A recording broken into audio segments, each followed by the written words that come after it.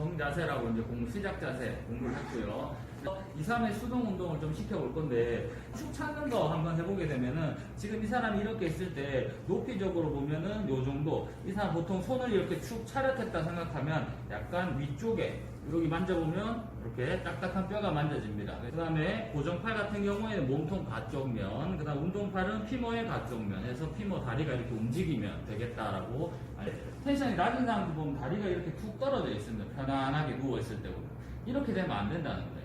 해부학적 자세는 이 상태죠 보면. 그래서 이 상태를 유지 항상 일자로 만들어 둔다라는 거 기억해 두고요. 그 다음에 이 사람 다리를 잡고 마찬가지 2, 3의 수동 운동. 이렇게 할 때, 여러분 실습복이 좀 타이트하니까 할 때 약간씩은 좀 올려가면서 잘 해주길 바랍니다. 자, 이렇게 해서 2, 3의 수동 운동을 보고 나서 내가 이제 직접 이 환자한테 평가를 해봐야 될 텐데, 잘 보게 되면은 누를 때 어떤 친구들은 뭐 이렇게 해가지고 손으로 이렇게 미는 친구도 있고, 어떤 친구는 밑에서 이렇게 올려보는 친구도 있는데, 저는 이렇게 해서 그냥 제 체중으로 누르듯이 평가를 합니다. 얘 힘이 제일 덜 들어요. 자, 지금 보면 이 정도가 90도 정도 됐습니다. 그 상태에서 쭉 더 가볼게요. 이렇게 더 가는데, 제 눈을 보면 저는 눈을 반대쪽 무릎을 계속 보면서 가요. 왜냐하면 반대쪽 무릎이 그래서 엔드레인지 이제 거의 다 왔습니다. 그 상태에서 엔드레인지가 도착했을 때 끝을 내야 되는데, 여러분들은 여기서 더 가는 것 한번 좀 더 해보세요.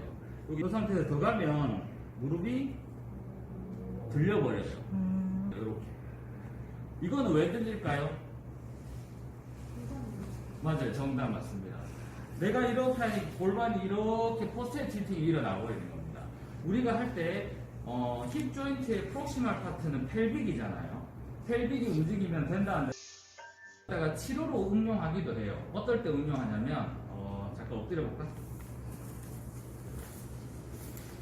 자, 여기 있는 이 환자분이 허리가 되게 아프신 분이랍니다. 그럼 우리는 환자분 엎드리세요 라고 해가지고 열심히 이렇게 마사지 하면서 머슬 톤을 떨어뜨리고 이렇게 릴리즈를 시키죠. 그때 릴리즈 시키는 좋은 방법 중에 하나가 스트레칭 방법이에요. 근데 여기에 있는 백머슬들 같은 경우에 생각해보면 얘들이 수축하면 트렁크 익스텐션을 시키는 근육들입니다. 그럼 이걸 스트레칭 하려고 그러면 트렁크를 어떻게 해야 된다? 플렉션을 시켜야 돼요.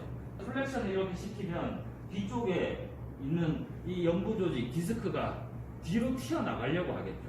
그래서 백페인 환자들은 여기 릴리즈 시키는 게 정말 중요한데 스트레칭 자극으로 줄 수가 없어요. 그래서 우리는 뭘 쓰게 되느냐, 위에 있는 트렁크를 굽히는 걸 못하니까 펠빅을 포스테리어 틸팅 시키면서 이걸 늘리는 스트레칭 자극을 잘 씁니다. 그렇게 된다면은 다시 바로 넣어볼까요?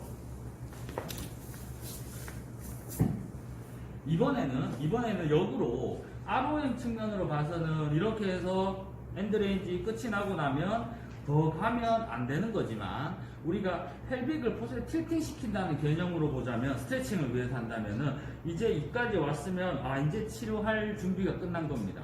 이 상태에서 쭉 눌러가지고 포스테리어 틸팅을 오히려 시켜요. 그러면은 환자분들 같이 백에 톤이 높은 사람들은 할 때 시원하다 이런 느낌이 듭니다. 그러면 이렇게 물어보는 사람도 있을 거예요. 양쪽 다리를 같이 하면, 이렇게 같이 하면 훨씬 더 많이 되는 거 아니냐, 더 좋지 않냐라고 할 수 있거든요. 정상인들은 같이 하는 걸 저는 권장합니다. 이렇게 당겨보면 허리 뒤가 시원해요. 환자분들 같은 경우에는 그거조차도 트렁크 플렉션 하는 것처럼 포스에 틸팅 되는 거가 동시에 일어나는 그 자극이 너무 세요. 그래서 백페인 환자들한테는 한쪽 다리씩 스트레칭을 합니다. 그럴 때 간혹 가다가 여기에 임핀지먼트 때문에 아프다는 사람들이 존재를 해요. 그러니까 이렇게 가면 여기가 이렇게 눌리게 되잖아요. 그럴 때는 수건을 이용해서 여기 다리 사이에 갖다 댑니다. 그 상태에서 다리를 굽히고 이렇게 눌러서 하게 되면 임핀지먼트가 좀 덜 일어나요. 이게 하면 좀 덜 아프다라고 얘기를 하고요. 그 다음에 또 하나는 치료사는 힘들지만 환자가 제일 편한 방법은 이렇게 있는 상태에서 다리를 이렇게 트랙션으로 듭니다.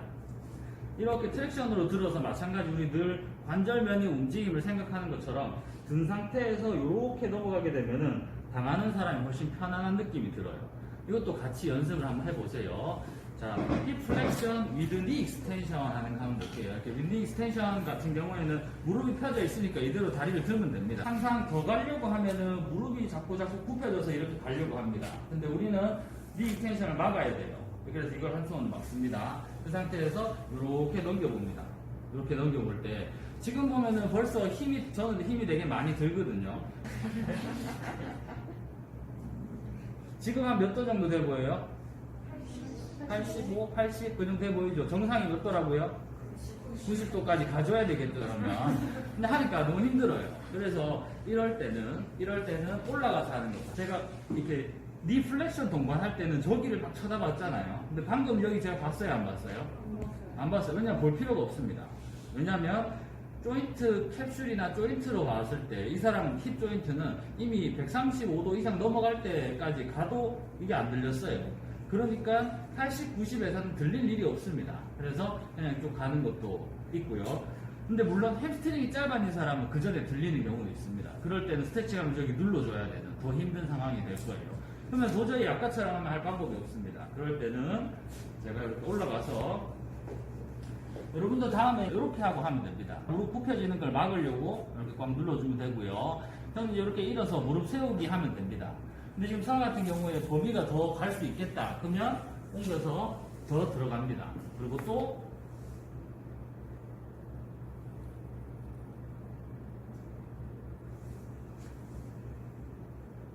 이 정도면 이제 자기가 아프니까 방금 스파즘이 싹 일어났어요. 그럼 제가 멈춰줍니다. 이러고 끝낼까요? 안 끝낼까요? 안 끝나. 안 끝내요. 스파즘이 빠질 때까지 좀 기다렸다가 제가 이럴 때 한 얼마 정도 기다려라? 10초. 그리고 조금 지금 90도가 됐을까요? 네, 그럼 여기서 멈추도록 할게요.